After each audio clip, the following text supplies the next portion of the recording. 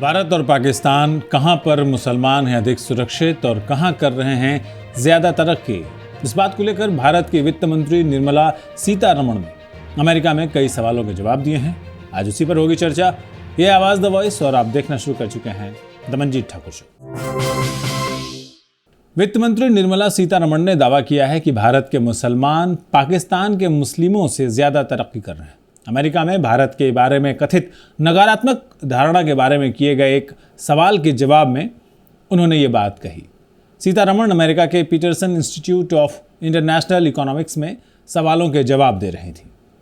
America की यात्रा के दौरान निर्मला सीतारमण ने उन दावों को खारिज किया जिनमें कहा गया था कि भारत में मुसलमानों के हालात खराब हुए हैं। उन्होंने कहा कि भारत में मुसलमानों की दूसरी सबसे बड़ी आबादी है।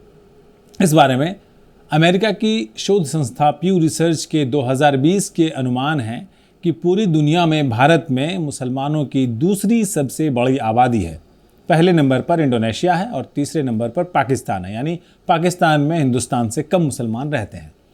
हालांकि प्यू रिसर्च के अनुमान भारत और पाकिस्तान की पिछली जनगणनाओं के आधार पर हैं।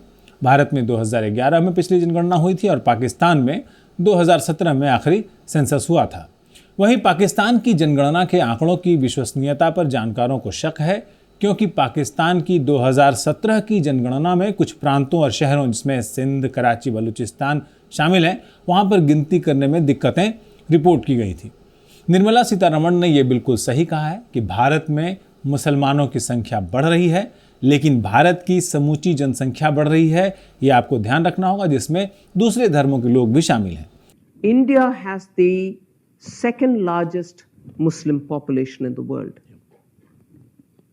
And the population is only growing in numbers. If there is a perception or if there's in reality, their lives are difficult or made difficult with the support of the state, which is what is implied in most of these write-ups. I would ask, will this happen in India, in the sense, will the Muslim population be growing than what it was in 1947? As opposed to, let us say, I take the name of the country and therefore the contrast can be sharper, as opposed to Pakistan, which was formed at the same time. India was divided into two, Pakistan. Pakistan declared itself an Islamic country, but however is said, minorities will be protected. Every minority has been dwindling in its number, or if I may use the word which is harsher, decimated in Pakistan. Even some of the Muslim sects have also been decimated. Violence prevails against Muhajirs, Shia, and every other group you can name, which is not accepted by the mainstream, Sunnis probably.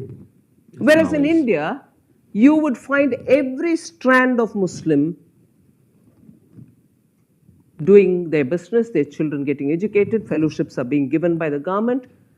लेकिन अगर आप बीते कुछ दशकों में भारत में मुसलमानों की आबादी की वृद्धि के आंकड़े देखेंगे, उसका ग्राफ देखेंगे, तो पाएंगे कि 1991 के बाद से भारत की जनसंख्या में मुसलमानों की वृद्धि दर कम हुई है। आम आबादी की वृद्धि दर भी 1991 के बाद कम हुई है।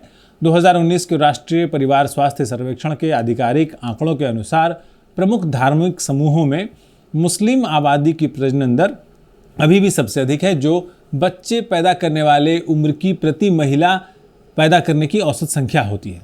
लेकिन डेटा के मुताबिक पिछले 2 दशकों में इस दर में भारी गिरावट दर्ज की गई है। वास्तव में प्रति महिला जन्म दर की गिरावट मुसलमानों में हिंदुओं के मुकाबले कहीं अधिक है। ये 1992 में 4.4 जन्म था, जो 2019 में गिरकर 2.4 रह गया है। सच्चाई यही है कि जन्म दर में बदलाव के पीछे आर्थिक और सामाजिक कारण होते हैं और इसका धर्म से कोई संबंध नहीं होता है। जन्म दर में गिरावट शिक्षा, रोजगार, स्वास्थ्य सेवाओं तक बेहतर पहुंच का नतीजा है। कई बार सोशल मीडिया पर ऐसे भ्रामक दावे भी किए जाते हैं कि मुसलमानों की आबादी बहुत तेज़ी से बढ़ रही है और एक दिन ऐसा आएगा जब हिंदुस्तान में मुसलमानों की आबादी हिंदुओं से कहीं ज़्यादा होगी। लेकिन जानकार और विशेषज्ञ इस विचार को खारिज कर चुके हैं कि भारत में एक दिन मुसलमानों की आबादी हिंदुओं से अधिक होगी। भारत में अभी हिंदुओं की आबादी 80% है।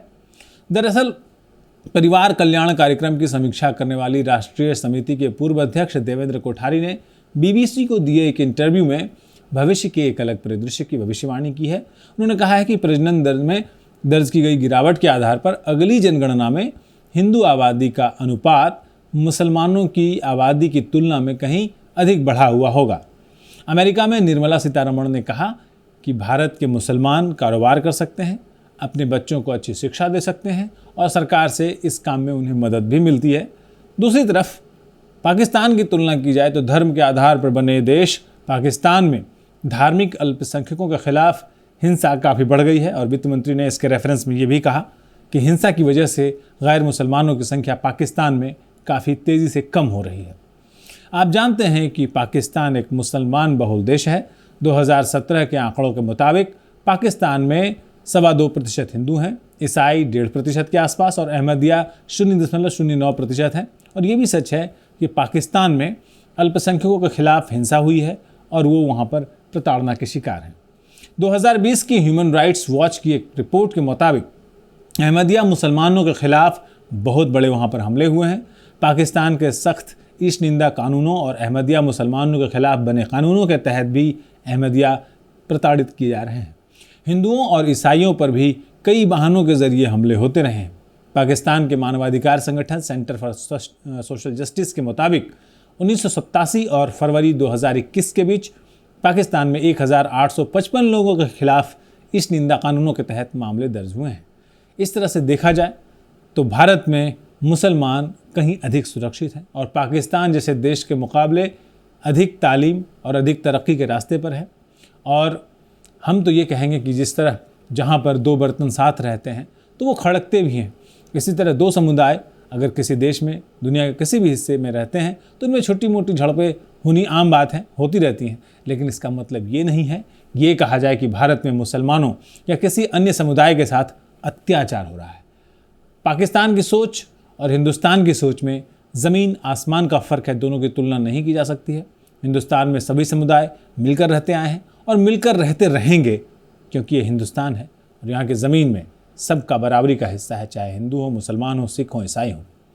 आइए हम अपने आने वाली नस्लों को तालीम और मोहब्बत का सबक दें, उन्हें तरक्की में भागीदार बनाएं और मन में पैदा शक व सुबह को ख़त्म करके अपने देश को सबसे आगे रखें। आज के शो में इतना ही। अगले हफ्ते शनिवार या रविवार को ईद होगी, तो सभी देशवासियों को ईद की बहुत बहुत मुबारकबाद। अगले हफ्ते मंगलवार को फिर मिलेंगे किसी नए मुद्दे पर बातचीत के साथ। दीजिए विदा मंजीत ठाकुर को और हमारी पूरी टीम को। नमस्कार।